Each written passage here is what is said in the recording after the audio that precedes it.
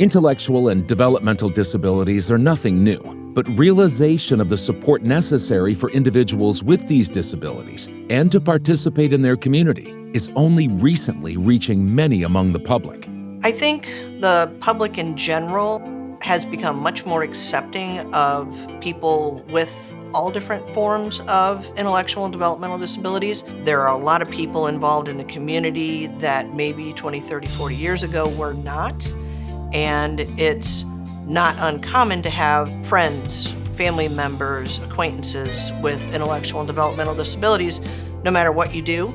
And I think that public mentality is that everybody has a right to live their best life and to do cool things. And sometimes doing cool things means that you take risks, and people with intellectual and developmental disabilities should have the exact same rights and responsibilities as everybody else in their community.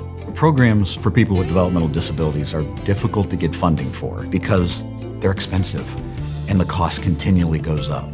And unfortunately, the demand is always there.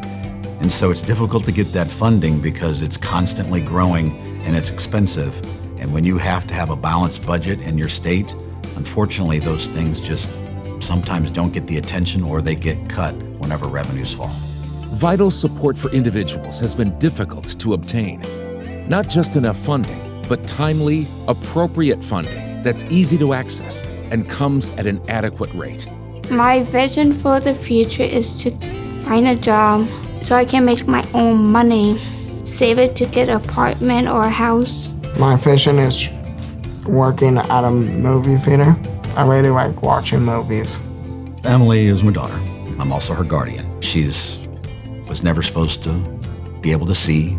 She sees fine now. She was never supposed to walk. She walks fine now. She's a fighter, and she always has been. She has a very rare genetic disorder. She's the only one in the world, I think, that has it. And so we always call her, she's not our 1 in a million, she's our 1 in 8 billion. We've been working a long time for her to have a future, and she always wanted to work in the library, and she loves to organize things, and what could she possibly do? She couldn't be hired anywhere. It's just the behaviors are there, the skills aren't there, she's so delayed, but she's making progress. So when she left the school, we didn't know where to go. The state had no options, no one had any options, there was nothing for her, and then we found the young adult program, which really fills that gap because she needs those little extra skills, maybe so she could actually work somewhere and have a purpose and a career and a life of her own. But then the funding was cut over just stupid politics. She literally is just a name on a list waiting for the legislators to do what they were supposed to do. People with disabilities and their advocates are opening new doors as communities are ready to provide more resources to make a better future for those with different needs.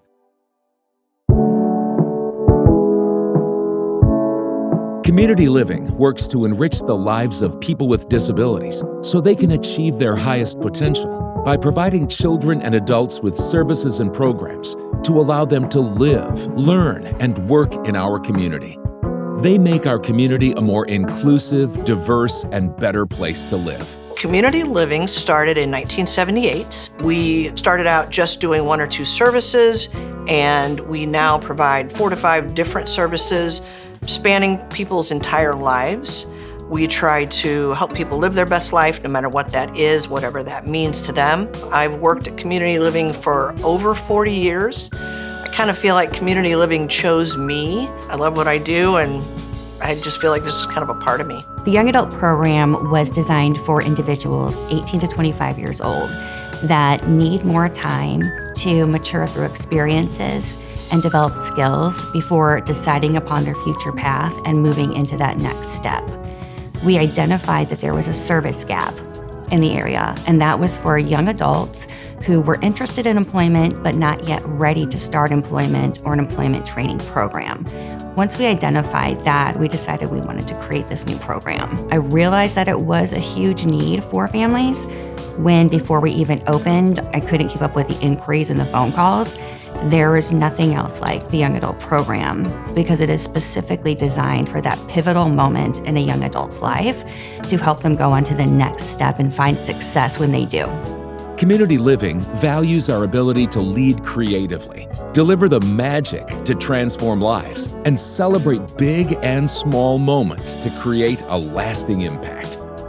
I recommend the young adult program. You should come. It helped me and could help you. I like coming here, hanging out with my friends and staff. One of my favorite things to do is to make mats out of plastic bags. My vision of the future is living on my own and have a job. I wanted to be a mechanical engineer like my brother. At this program, we learn how to cook and learn over safety, and that prepares me to live on my own.